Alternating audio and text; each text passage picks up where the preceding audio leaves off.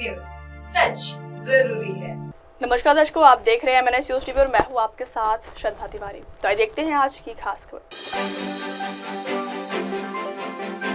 फिर एक होगा ठाकरे परिवार, एमएनएस और शिवसेना साथ लड़ेंगे। हर जिले में उम्मेद मॉल की स्थापना 25 लाख लखपति दीदी बनाने का लक्ष्य। महाराष्ट्र में फूड प्रोसेसिंग इंडस्ट्री में निवेश, स्विट्जरलैंड के उद्यमियों का स्वागत। तो आइए देखते हैं खबरें विस्तार से। फिर एक होगा ठाकरे परिवार, एमएनएस और शिवसेना साथ लड़ेंगे चुनाव। विधानसभा चुनाव 2024 में पूर्व मुख्यमंत्री उद्धव ठाकरे की पार्टी शिवसेना तथा राज ठाकरे की पार्टी महाराष्ट्र नवनिर्माण सेना की दुर्गति के बाद ठाकरे परिवार को मनाने वाले बार बार दोनों भाइयों से साथ आने की अपील करते रहे हैं। पिछले कुछ सभाओं में राज ने उद्धव के खिलाफ टिप्पणी नहीं की, इसलिए महाराष्ट्र में निकट भविष्य में होने वाले मनपा निकाय चुनाव की तैयारियों की पृष्ठभूमि में उद्धव राज के साथ आने का मुद्दा फिर चर्चा में आ गया। इस बारे में पूछे गए सवाल के जवाब में शिवसेना के नेता विधायक आदित्य ठाकरे बिना शर्त कहते हुए दोनों भाइयों के साथ आने की संभावनाओं को बल दिया। आदित्य ने उद्धव और राज के एक साथ आने के मुद्दे पर बड़ा बयान दिया है। उन्होंने कहा कि कुछ मुद्दे समझ से परे होते हैं।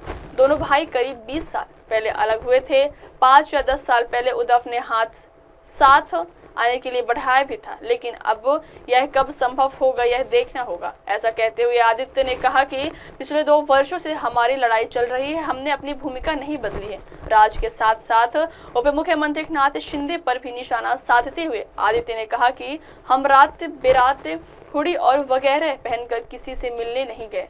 हम सबके सामने मुख्यमंत्री से मिलते हैं और अपनी मांगे मीडिया के सामने रखते हैं, लेकिन कुछ पार्टियां बिना शर्त समर्थन करती हैं। अगली खबर। हर जिले में उम्मेद मॉल की स्थापना 25 लाख लखपति दीदी बनाने का लक्ष्य।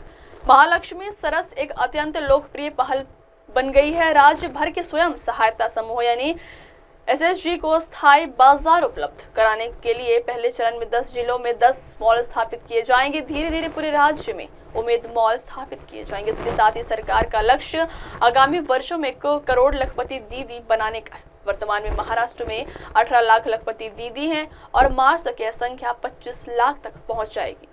ऐसी घोषणा मुख्यमंत्री देवेंद्र फडणवीस ने की। वे बांद्रा कुर्ला कॉम्प्लेक्स मुंबई में ग्राम विकास एवं पंचायत राज विभाग के अंतर्गत उम्मेद महाराष्ट्र राज्य ग्रामीण जीवोन्नति अभियान यानी MSRLM द्वारा 11 से 23 फरवरी तक आयोजित महालक्ष्मी सरस विक्रय एवं प्रदर्शनी 2025 के उद्घाटन समारोह में बोल रहे थे।